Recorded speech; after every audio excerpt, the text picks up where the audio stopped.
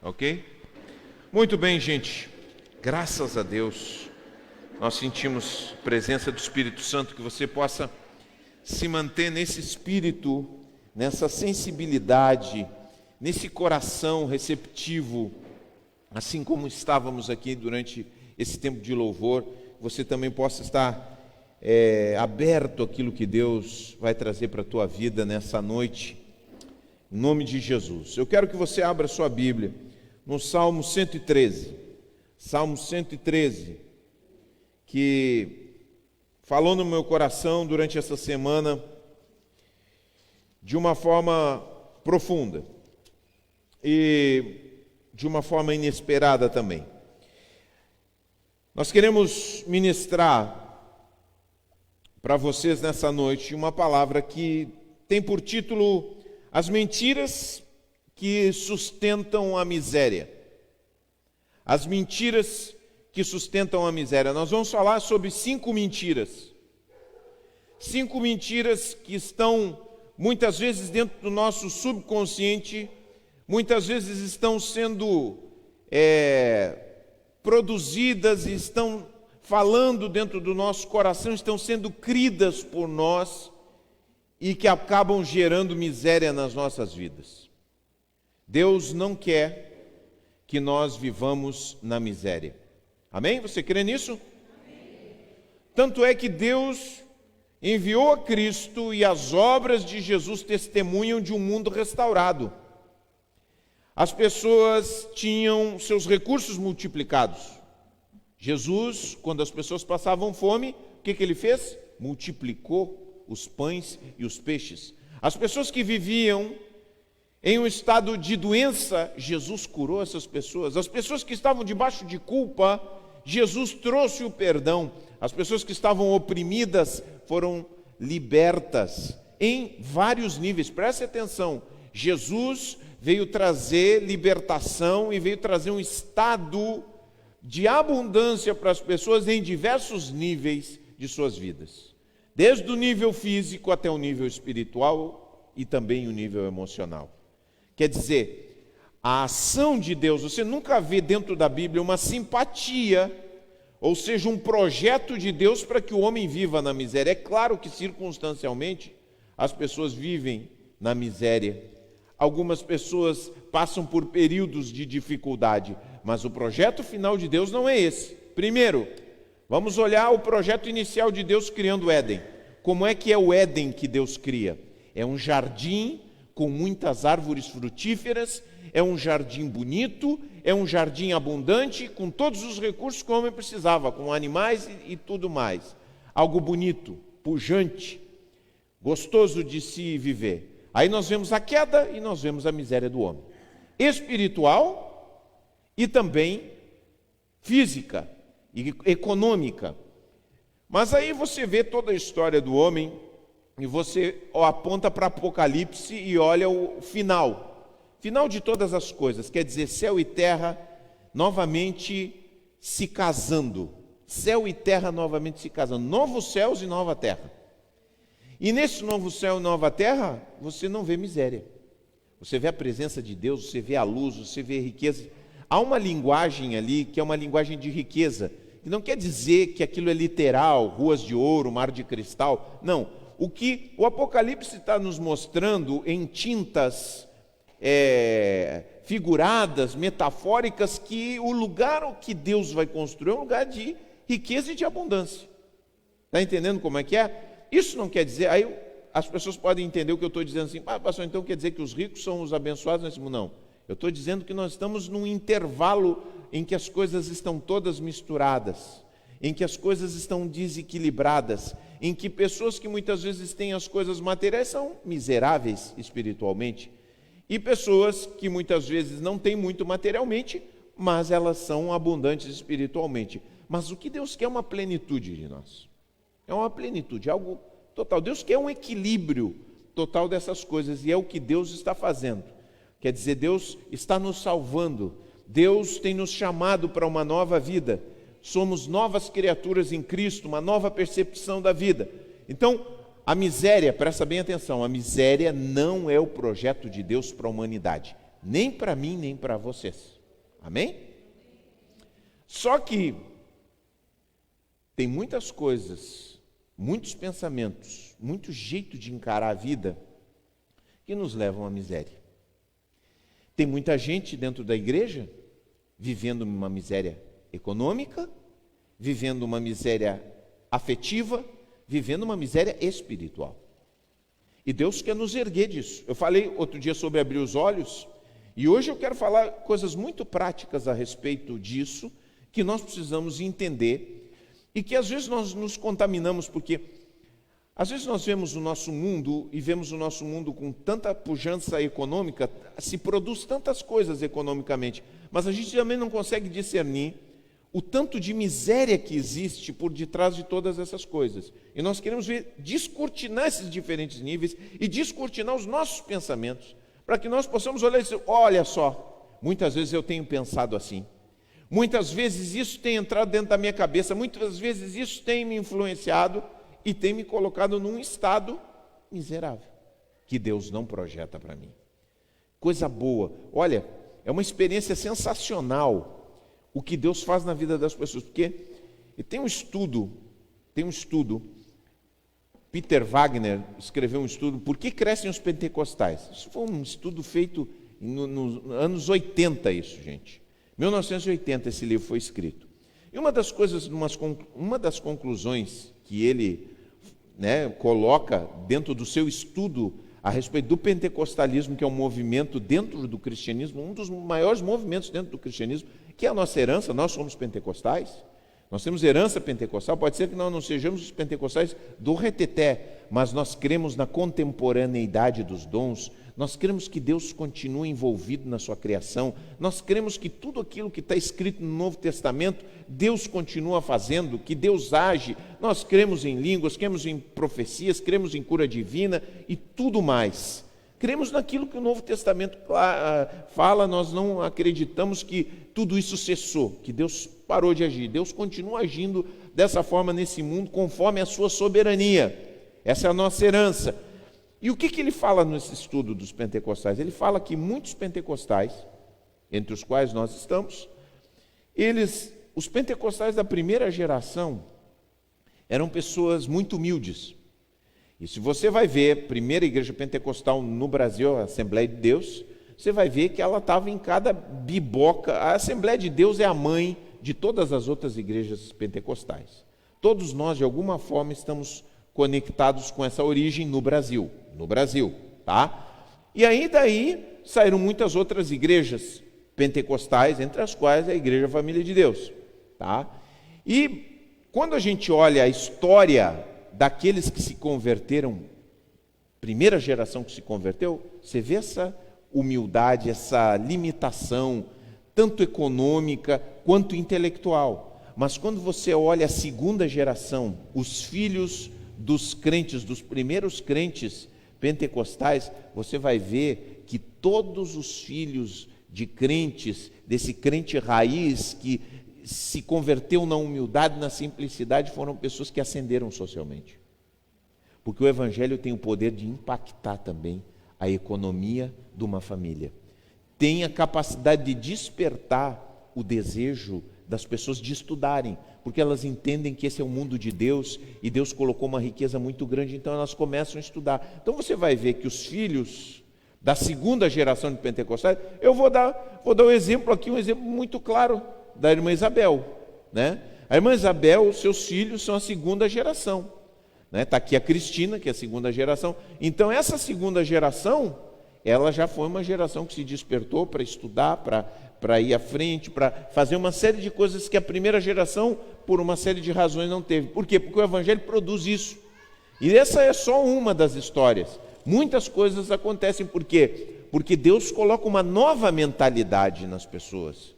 E quanto mais essa mentalidade entra para dentro de nós, quanto mais nós somos capazes de entender isso, mais nós vamos adiante.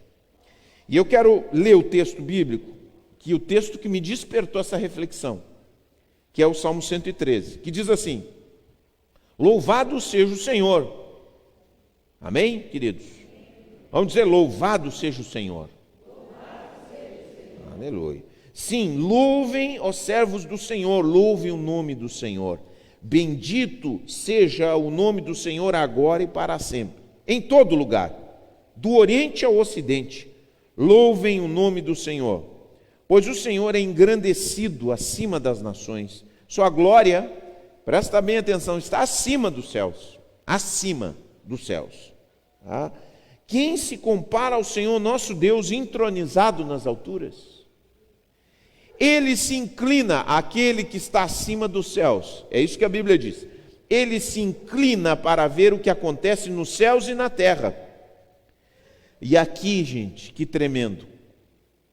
A força e o envolvimento de Deus com o ser humano.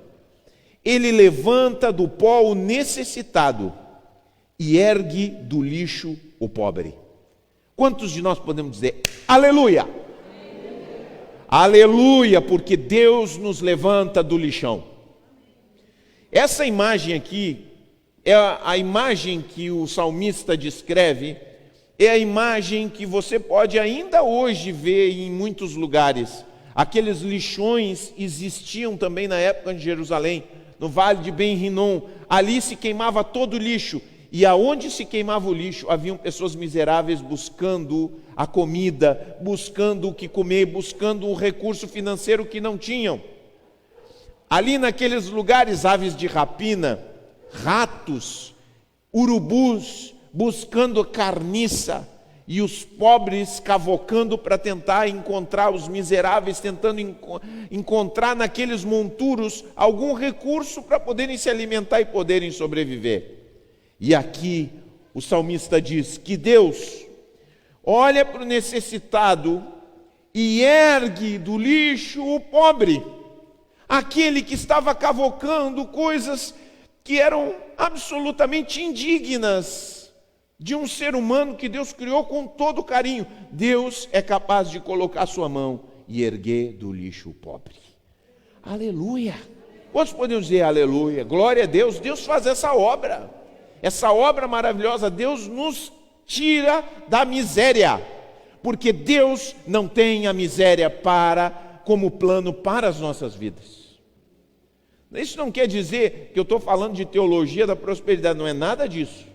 Não é nada disso, mas quer dizer que Deus quer uma vida abundante e plena para nós. Eu vim trazer vida e vida em abundância. Então Deus ergue do lixo o pobre, coloca-os entre príncipes, entre os príncipes de seu povo. Aleluia. Eu digo, aquele que abre o seu coração para Jesus, abre radicalmente, Deus o ergue e coloca em posições de liderança, hein? Presta atenção nisso. Você sabe por que isso? Eu vou dizer porque é uma coisa bem lógica. Porque aquele que é chamado por Deus e que Deus faz uma obra, ele começa a se liderar a si mesmo. Ele começa a ter domínio próprio. Quem tem domínio próprio se torna líder da sua vida. Ao se tornar líder da sua vida, os outros olham para ele e o respeitam e dizem, essa pessoa tem condição de nos liderar também. Está entendendo como é que Deus faz essa obra? E aí Deus coloca entre príncipes do seu povo, dá uma família à mulher estéril e a torna uma mãe feliz. Aqueles que são estéreis de qualquer forma, de qualquer sorte, de qualquer maneira, Deus faz frutificar. Deus faz habitar em família. Louvado seja o Senhor. Eu experimentei isso na minha vida. Eu vivia numa miséria emocional e afetiva. E Deus me enriqueceu. O amor de Deus me enriqueceu. O amor de Deus me capacitou a mudar. O amor de Deus me capacitou a ter amigos, porque eu não conseguia ter amigos, uma coisa básica, de tamanha miséria afetiva que eu estava vivendo, por questões espirituais, essencialmente espirituais. Apesar de ter família, pai, mãe, eu vivia espiritualmente, estava morto espiritualmente. Deus me ergueu. Deus me ergueu. Isso é uma obra que Ele fez, e isso que me faz pregar o Evangelho. Agora, quais são os pensamentos que acabam, muitas vezes a gente se converte e tem coisas que ficam, tem coisas que a gente não deixa. E eu posso dizer uma coisa para vocês, é bem possível que alguns de vocês vivam miséria em alguma área de suas vidas. É bem possível. Mas eu quero te dizer, primeiro, que Deus não planeja essa miséria para você. E segundo, toda miséria que vivemos na nossa vida, de alguma maneira, tem a ver com pensamentos de miséria, com uma maneira de encarar a vida, com uma maneira de olhar as coisas que nós precisamos mudar a partir do Evangelho, a partir do entendimento que Deus está conosco, que Deus é o nosso Senhor, que Ele nos abençoa e que Ele nos ergue.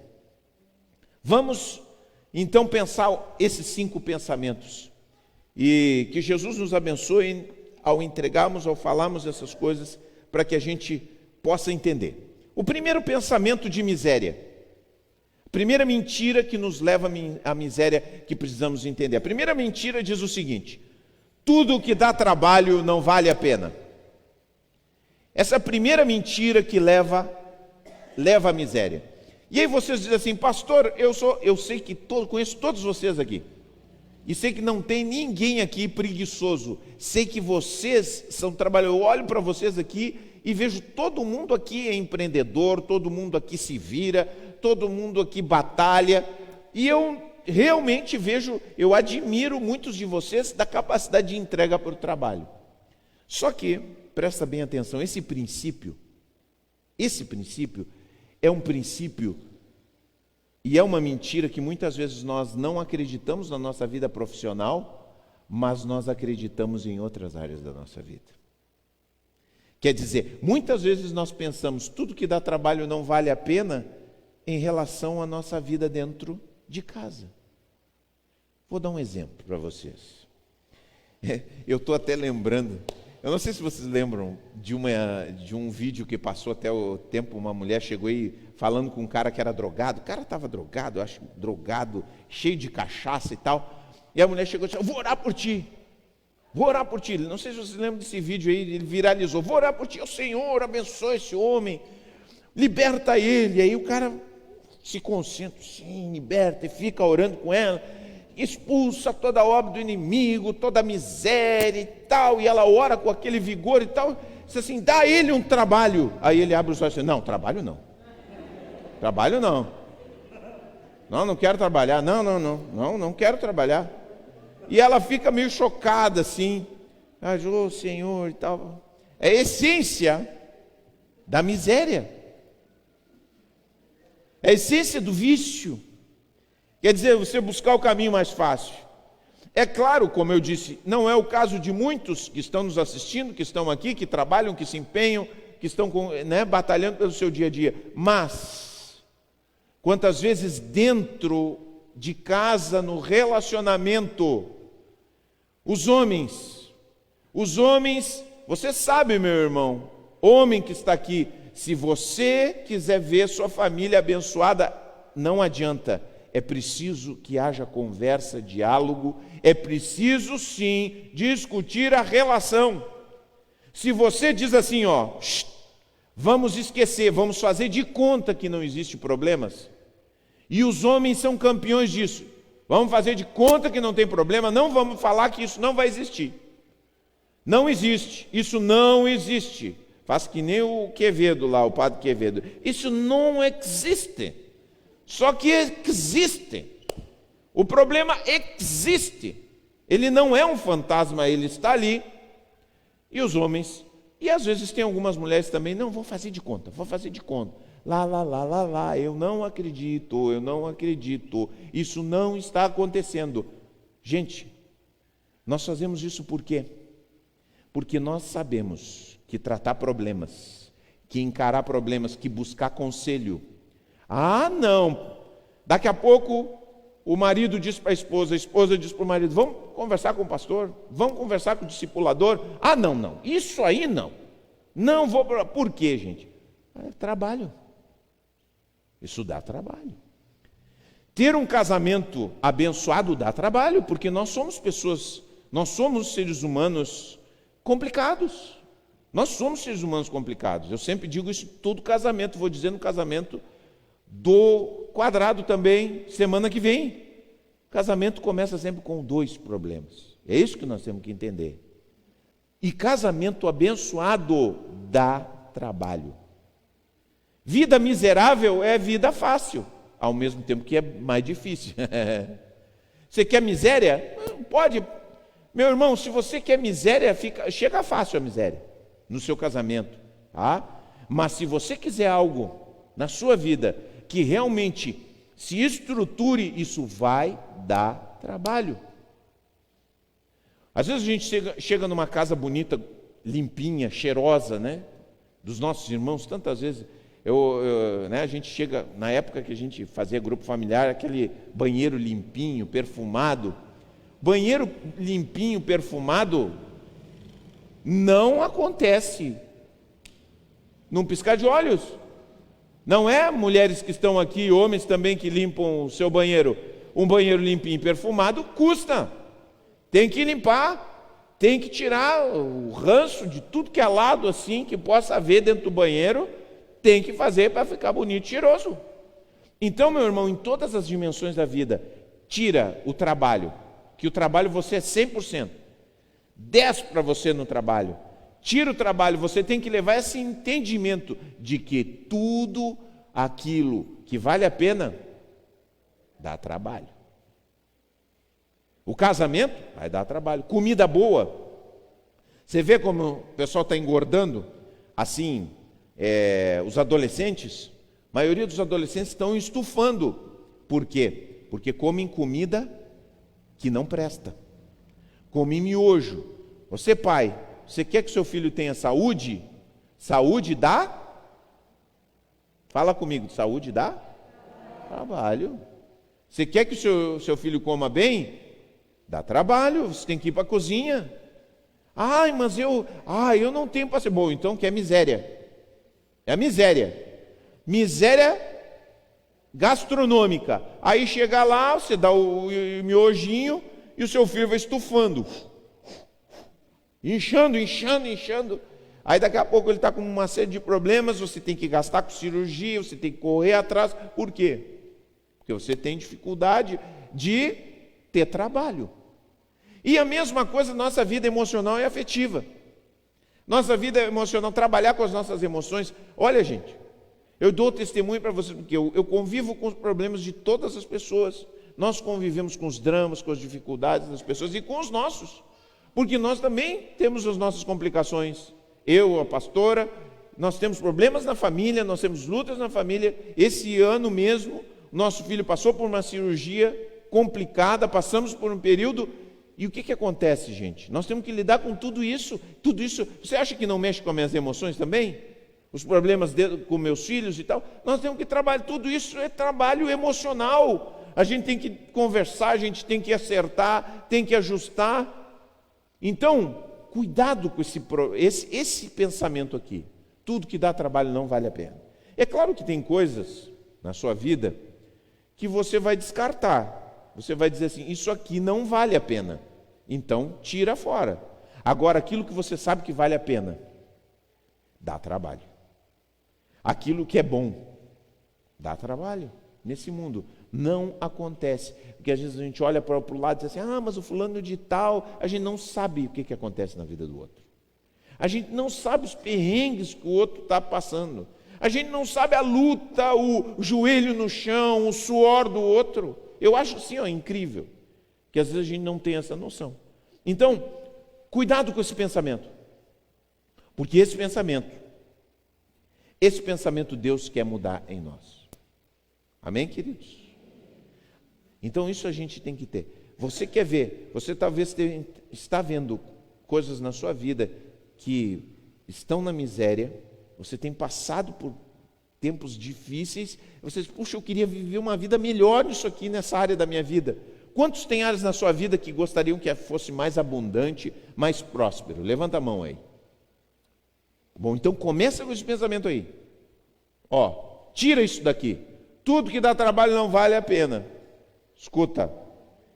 E essa área que você quer mexer na sua vida, essa área que você quer ver prosperidade, abundância de Deus, isso vai te dar trabalho e você tem que encarar e vai dizer, Senhor, eu estou disposto a encarar aquilo que precisa ser encarado para que eu possa viver aquilo que eu creio que tu tens para a minha vida. Amém? Então, cuidado com esse pensamento. Cuidado com esse pensamento na sua vida. Tá? Segundo segundo pensamento aqui, que nós temos que ter cuidado. Pensamento de miséria, isso aqui. Esse é um pensamento de miséria. Ninguém quer me ajudar. Ninguém quer me ajudar. Olha, eu vou dizer uma coisa que eu tenho aprendido nos últimos tempos. Eu tenho aprendido nos últimos tempos que os seres humanos, eles têm uma tendência, eles têm uma inclinação a ajudar. Eles têm uma tendência a ajudar. Não ajudar talvez com a intensidade que nós esperaríamos ou tal, mas as pessoas em geral, elas têm o desejo de ajudar, têm o desejo de estenderem sua mão, de contribuírem de alguma forma com alguma coisa. Só que alguns de nós chegamos e dizemos assim, tem pessoas que sempre dizem isso, eles repetem isso. Ninguém quer me ajudar. Ninguém ajuda. Eu já ouvi gente aqui na igreja falando isso, repetindo muitas vezes isso.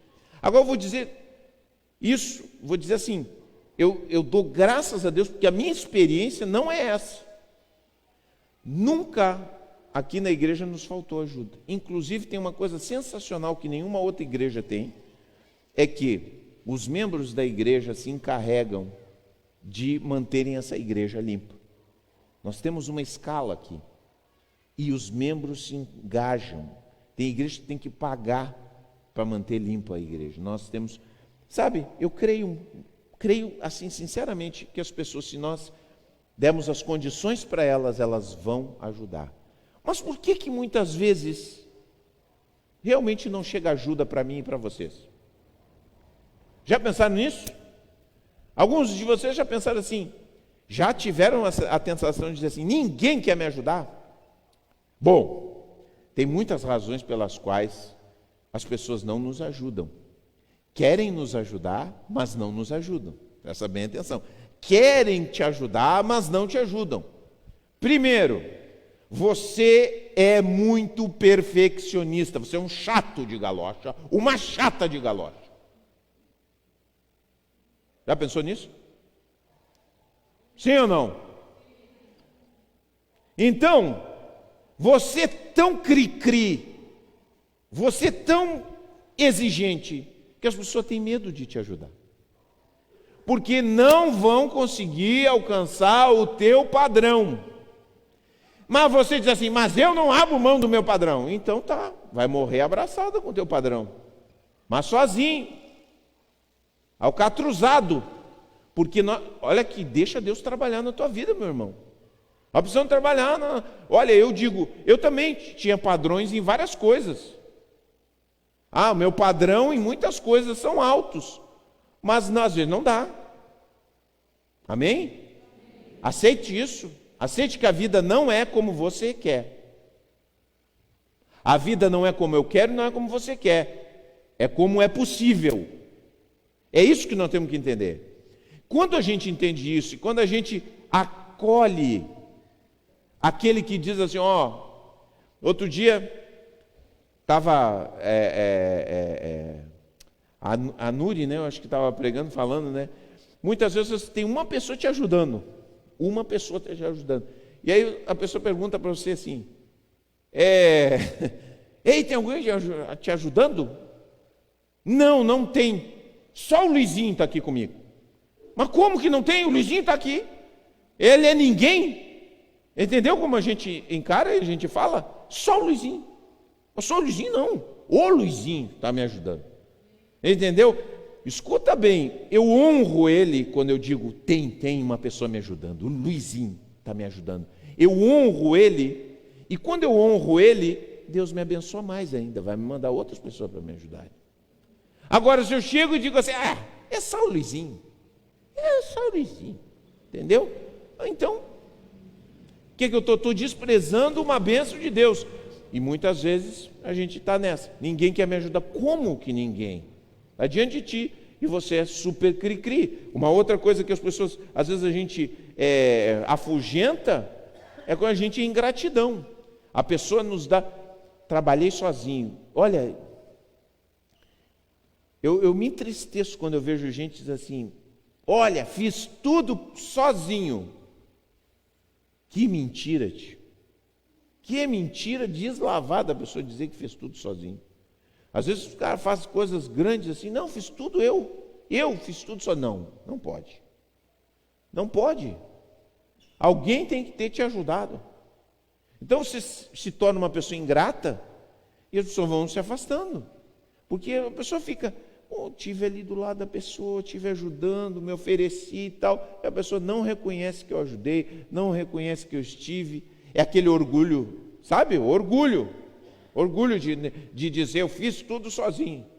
Olha, eu sempre digo, trabalho da igreja é um trabalho conjunto. Eu não sou o super pastor aqui. Nós precisamos da ajuda dos irmãos. Nós precisamos e acolhemos a ajuda de todos vocês. E toda vez que vocês estendem, que dão uma opinião, que falam, que sugerem, que são queridos, trazendo um interesse. Outro dia um irmão da igreja me chamou lá, pastor, eu vou te dar uma ideia, quem sabe tu não faz assim, não arruma a igreja assim e tal. E foi uma boa ideia, nós estamos trabalhando em cima dessa boa ideia que esse irmão deu. Entendeu? Isso é bom, é precioso, nós precisamos disso. Nós precisamos de visões, nem sempre a gente vai seguir, mas sempre é bem-vindo quem pode chegar e nos apontar um caminho, que pode nos ajudar e que pode fazer com que a gente melhore. Então, isso que serve para nós, serve para você. Não comece a falar isso, ninguém quer me ajudar, ninguém me ajuda.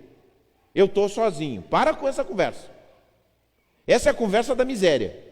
Está entendendo? Você tem que ter, não, Deus vai me abençoar, eu vou ter uma pessoa para... Você abre o seu coração, entendeu? Quando você abre o coração, chega a pessoa. Quando você fecha o coração, claro, não vai chegar ninguém. Você está ingrato, você está perfeccionista, você está chato, né? Você não se comunica também. Às vezes a gente precisa dizer, eu preciso de gente. Eu preciso de gente. Eu preciso de ajuda. Às vezes a gente fica esperando que as pessoas adivinhem. Eu já digo para você, meu irmão, sempre repito isso, falo na igreja.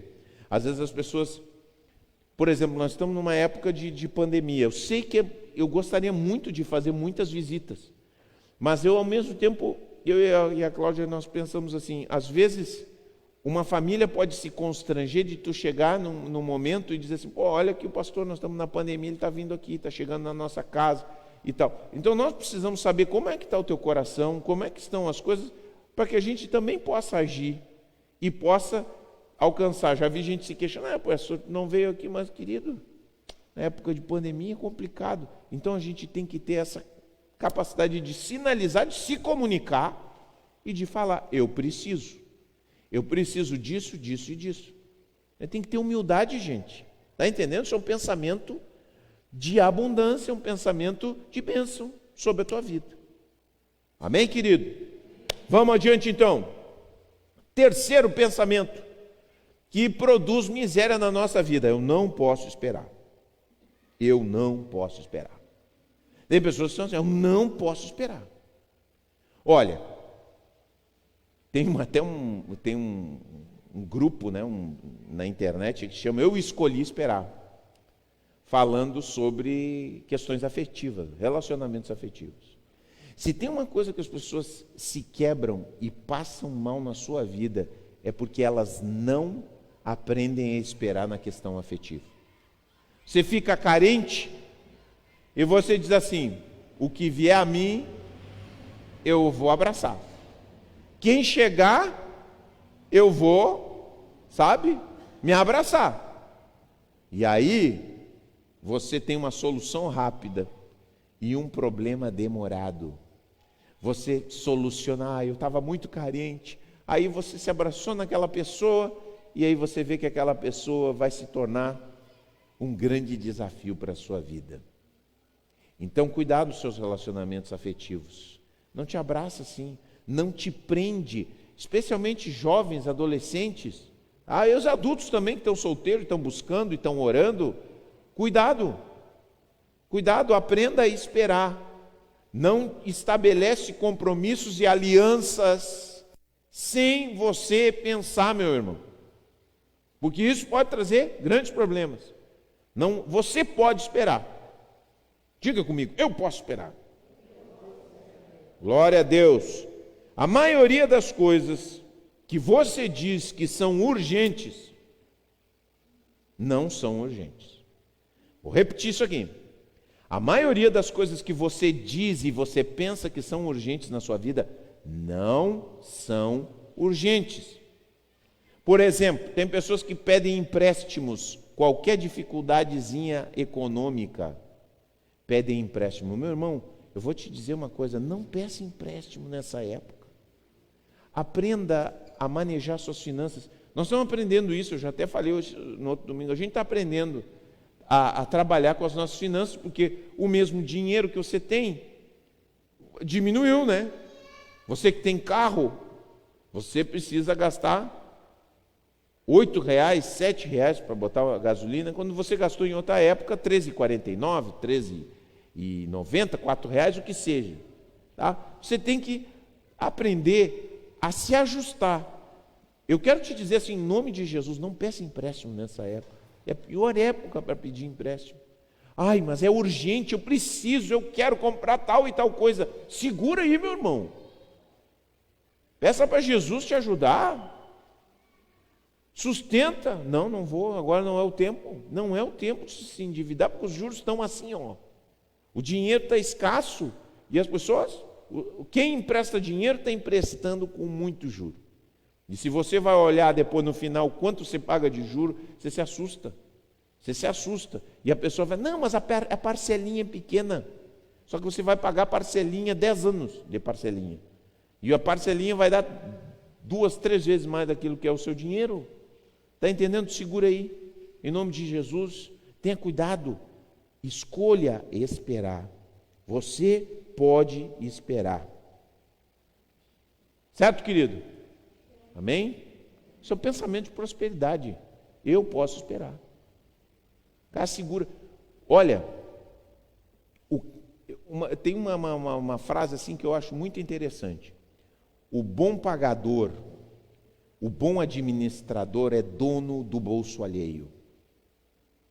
Eu já ouvi essa frase aí, com uma leve diferença. Você, quando tem um autocontrole, você governa o seu dinheiro e também o do outro. Porque você sabe quando você vai negociar com o outro, porque você tem autocontrole. Você vai negociar quando você precisa.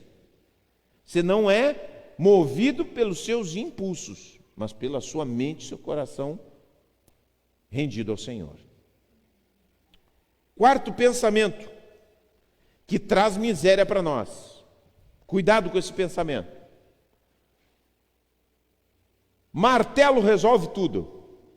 O que é isso, gente? Bom, vamos explicar esse princípio aqui, tá? Tem muitas pessoas que acham que tudo se resolve na ignorância, que tudo se resolve sendo enérgico, entendeu? Que tudo se resolve de uma forma só. Só que eu vou dizer uma coisa para vocês: nem todos os problemas são pregos. Nem todos os seus problemas são pregos. Portanto, você não vai resolver com um martelo. Pá! E tem pessoas que são assim. Tem pessoas, inclusive, que só tomam uma posição para resolver um problema quando elas estão estourando de raiva. Sabe? Elas estão vendo o problema e elas deixam aquele problema, sabe? Vão deixando aquele problema acontecer, vão deixando aquele problema. Vou dar um exemplo, uma pessoa, você tem um filho pequeno, a gente já teve filho pequeno, aí o filho fica naquele pinga-pinga, mãe, não sei o quê, não sei o quê, sabe aquele enjoado assim, quando quer enjoar, e ele fica, pá, aquele pinga-pinga, pinga-pinga, pinga que pinga, você não toma uma atitude, na hora que tem que tomar, uma atitude sensata, centrada, aí quando você vai agir, você está com raiva. Ou você chega e entrega os pontos para a criança e diz, toma isso aqui que tu quer. Ou senão você é violento com ele, entendeu? Porque qualquer criança é capaz de tirar qualquer um do sério. Então você tem que aprender a que você não vai resolver nem tudo aí é martelo. É interessante porque tem líderes que são assim, tem pessoas que são assim, que que resolvem tudo, sabe? Nós somos muito, eu digo isso aí é um princípio que está muito entranhado dentro, lá nos Estados Unidos, na América Latina, no mundo inteiro, que é o mito da violência redentiva. Você olha os filmes de Hollywood e você vê aquele cara que resolve tudo com uma arma. Você sabe que aquilo é uma mentira. E às vezes você acha que você resolve as coisas todas assim, chutando. Vou chutar, vou chegar lá. Gente que gosta de futebol, né? Agora chegou lá no futebol do Grêmio. Nós já vamos caindo já para a segunda divisão, aí tem um cara que chega lá, vou chutar o vestiário, o vice-presidente, não sei o que, acha que vai xingar todo mundo e vai resolver. Não vai resolver assim. Líder não resolve isso, você não resolve as coisas assim, na martelada. Tá? Outro dia ouvi uma história tão interessante sobre um líder espiritual, né? O líder que é meio nesse princípio do martelo. O crente, né, o irmão da igreja que fazia um tempo, eu acho que vou sair da igreja, começou a chorar, as misérias, essa história aí eu ouvi aqui na igreja, né? Mas é de alguém distante que a gente não vai falar o nome, né? O pastor não me visita mais, o pastor não dá mais bola para mim, não está mais comigo, antes andava junto comigo e tal. Parece que passou o tempo, ele não anda mais junto comigo e tal. Começou a chorar as misérias para outro irmão da igreja, que era líder, que já estava há muito tempo na igreja. E aí o irmão, não sou eu, viu o cara? Não sou eu o pastor. E aí o cara chegou e disse assim, olha, dá graças a Deus que o pastor não está te procurando. Levanta as tuas mãos para o céu. Porque se o pastor convivesse comigo todo o tempo, nem eu estaria mais na igreja. Nem eu aguentaria ir. Então, queridos, porque o pastor era só na martelada. Então, muitas vezes nós somos assim também. Nós resolvemos assim as coisas e por isso nós não temos soluções duradouras para nós, porque é só laço. Tem coisas na nossa vida que nós resolvemos com jeito. Tem coisas que nós resolvemos com carinho. Tem coisas que nós resolvemos, sabe, estudando como é que nós vamos resolver. E muitas vezes nós temos problemas, temos miséria na nossa vida, porque tentamos resolver tudo na base da martelada. Então, cuide. Há momentos que precisamos ser enérgicos? Há momentos que precisamos ser enérgicos. Por exemplo, uma pessoa abusiva, você tem que botar um freio nela logo. A pessoa chega já, entendeu? Maltratando os outros. Não, para um pouquinho. Desse jeito não vai. Né? O cara fala uma bobagem. Eu me lembro uma vez que nós estávamos numa reunião de adolescentes, estou me lembrando disso agora. Nós estávamos numa reunião de adolescentes aqui, os guris, acho que até o Fabrício é capaz de lembrar. Era até aqui do lado, né? Só com os homens. Eu comecei a falar, e a Cláudia com as mulheres e eu com os homens aqui, os meninos, né? Os adolescentes, jovens adolescentes, os mancebos, como diziam as Bíblias antigas, né? Aqui do lado tinha uma casinha aqui, tinha uma construção aqui de madeira. Nós conversando e tal, falando a respeito do relacionamento com mulheres, como é que era e tal, ensinando eles a serem os guris civilizados e tal. E aí um dos visitantes chegou e disse assim, olhou assim e disse assim, mulher gosta de apanhar.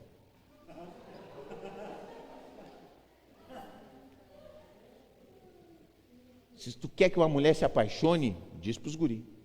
Quer que uma mulher se apaixone, tem que dar. A mulher que ela se apaixona, gama. E eu estava ali e disse assim, que é isso, rapaz? Da onde tu tirou isso aí? Mas cala a boca, não é nada disso, tu está totalmente equivocado. Isso aí não é ensino de cristão, rapaz. Não é assim. Um cristão tem que tratar bem as mulheres. Falei, Jesus nos ensinou. Lembra, Fabrício? Não lembra disso aí? Pois é. Aí você tem que agir com energia. Tem que agir com energia. Mas nem sempre a gente vai agir assim.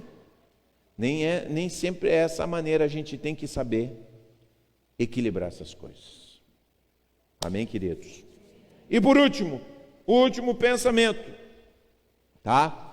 Tudo que preciso é sorte. Tem muitas pessoas que dizem, o que me falta é sorte, é sorte. Muito cristão acredita que tudo que eles precisam é sorte. A vida é injusta, e muitas vezes nós olhamos para os outros, presta bem atenção. Nós olhamos pessoas que são bem-sucedidas naquilo que fazem, e o brasileiro é assim. Muitas vezes nós absorvemos isso da nossa cultura brasileira, nós olhamos para pessoas bem-sucedidas e nós dizemos assim, essa pessoa aí teve muita sorte. Essa pessoa aí teve muita pessoa que ajudou ela, porque, claro que a pessoa teve quem, mas a gente desmerece o outro. Quer ver um exemplo? Vou dar um exemplo assim, de um grande atleta, que é o Pelé. Pelé é o maior jogador da história. Eu sei que ele, como pai, ele fracassou, ele não, questão política, né? Não vou entrar nessa questão, mas a questão é que ele é o maior atleta que o Brasil já teve, quer dizer, o esporte mais amado no mundo, nós temos o maior atleta da história. E eu vejo muitas vezes o brasileiro desmerecendo, ouço muitas vezes as pessoas desmerecendo o Pelé. O Pelé foi um gênio, um gênio. Então, eu não posso desmerecer esse homem, ele realizou muita coisa. Bom, eu quando fui para Singapura, dizia que era do Brasil, encontrava gente de tantas outras nações, a primeira coisa que falava é Pelé e Ronaldo. Pelé e Ronaldo, Pelé e Ronaldo, diz ele. É a primeira coisa que falavam. Está entendendo como é que é a importância de uma pessoa para uma nação? Mas, cara, é uma arte, um super atleta. Não posso desmerecer uma pessoa assim, não posso desmerecer. E o brasileiro tem muito de desmerecer. E por desmerecer, nós acabamos pensando que tudo que a gente precisa é sorte. O que ele teve era sorte. Ele jogava só com os mecânicos, com uns pernas de pau. Gente, pelo amor de Deus, que pensamento é esse de desmerecer o que os outros fizeram? Não podemos ter esse pensamento. E não podemos pensar que tudo é uma questão de sorte. As pessoas trabalharam para isso. E isso acaba fazendo o quê? Esse pensamento acaba o quê? Que nós venhamos a ficar só esperando a sorte acontecer, em vez de orarmos e avançarmos em nome de Jesus. Não, em nome de Jesus eu vou empreender, eu vou em nome de Jesus arriscar, em nome de Jesus eu vou à frente e eu vou crer que Deus vai me abençoar. Quantas coisas fizemos aqui na igreja? Quando começamos a construir a igreja, que tínhamos meia dúzia de gato pingado aqui dentro, e a maioria sem emprego, a maioria adolescente, quando a gente começou, um irmão chegou e disse assim, mas tu sabe quanto vai custar para levantar essa igreja aí desse tamanho aí nesse lugar, com essa gente? Digo, não sei, mas a gente vai fazer. E começamos, e fomos fazendo aos pouquinhos, e estamos aqui. Entendeu? E está tudo certo. E a vida é assim. Eu não preciso, eu vou esperar que algum dia alguém me dê alguma coisa. Chega aqui e diz assim, olha aqui, estou te dando esse prédio aqui. Não é? Vamos adiante, vamos fazer. Esse é o pensamento de quem crê e entende que Deus abençoa aqueles que se dispõem, aqueles que vão à frente. E às vezes nem são cristãos, mas têm fé. Tem fé. Mas não, vou fazer. Eu vou empreender. Então, muito mais nós somos pessoas, e tem muito crente assim, muito crente fica esperando a sorte, não fica, meu irmão, não fica. Essa questão de esperar a sorte é um pensamento de miséria. A gente precisa crer que vamos empreender, pedir para que Deus nos mostre aonde vamos, e quando Ele mostrar, a gente fazer, e crer que Ele vai nos abençoar. Amém? Ele é poderoso, lembrem-se disso. Ele levanta do pó o necessitado e ergue do lixo o pobre. Amém? Vamos ficar de pé em nome de Jesus.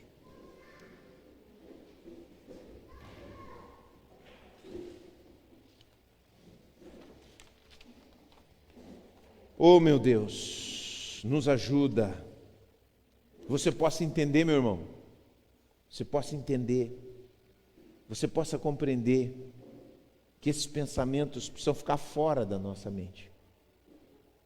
para que a gente possa ter pensamentos que vão nos ajudar a nos erguer do pó, sair da miséria espiritual, física, intelectual e econômica também. Vamos orar. Senhor nosso Deus, nosso Pai, graças te damos porque Tu és o Deus que ergue o Teu povo do pó, que retira do lixo o pobre e o faz habitar entre príncipes. Aleluia! Glória ao Teu nome, Senhor.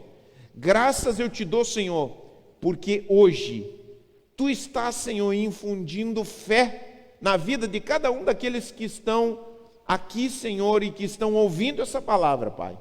E eu peço, Senhor, que Tu levantes cada vez mais dentro do Teu povo gente com pensamentos da prosperidade, da shalom que vem de Ti, Senhor, para empreender na cidade, para avançar nos seus empregos, para realizar na sua vida, Senhor, para vencer suas limitações e suas misérias em diversas dimensões da sua vida, Senhor. Eu peço que eles possam entender, eu peço que eles possam quebrar esses pensamentos, eu peço que eles possam combater esses pensamentos de miséria, eu peço que eles possam se desfazer desses pensamentos e possam pensar diferente para a glória do Teu nome, avançando, conquistando áreas na sua vida, se desfazendo de toda a miséria espiritual e abraçando a abundância e a bênção, a shalom que Tu tens para nós, Senhor. Os planos de bondade, de restauração, de reconstrução, de estabelecimento de bases novas, de uma vida completamente diferente, Senhor. Nós oramos em nome de Jesus, por cada uma dessas vidas, Senhor, e oramos para que nós sejamos renovados na nossa mente, em nome do Senhor Jesus. Em nome do Senhor Jesus. Amém. Vamos dizer, Senhor, renova a minha mente. Renova a minha mente, renova a minha mente. Meu irmão, não repete mais esses pensamentos. Ninguém me ajuda, ninguém quer me ajudar, está muito trabalho. Vamos tirar isso do nosso coração e vamos permitir que Deus nos abençoe de tantas formas, como Ele quer nos abençoar, nos retirando das nossas misérias, em nome de Jesus. Aleluia. Glória a Deus, glória a Deus, aleluia. Outro dia eu ouvi uma irmã, eu gostei de ouvir aquilo, que a irmã disse assim: nós não somos coitadinhos. Eu digo, é mesmo, aleluia. Dentro de mim eu pensei isso, sabe? Eu gosto desse pensamento, porque é um pensamento, sabe, de remover essa miséria, né? Pobre de mim, coitado. Não, você não é um coitadinho, você é abençoado por Deus. Amém? Você é filho de um Deus que retira o pobre do monturo de lixo, do Deus que faz habitar entre príncipes, de Deus que te capacita para a liderança, para o bem dos outros, entendeu? Tem tanta gente egoísta, Deus te levanta para ser uma pessoa altruísta, uma pessoa boa, uma pessoa que faz a diferença. Por isso que Deus quer nos tirar dessa miséria, para abençoarmos outras pessoas nesse mundo. Dá uma outra mentalidade, entendeu? Uma mentalidade do céu, uma mentalidade do reino, uma mentalidade de construção. Isso é maravilhoso, é maravilhoso. Eu dou graças a Deus porque eu vejo Deus fazendo isso e quero que Deus faça ainda mais nas nossas vidas, em nome de Jesus. Graças a Deus.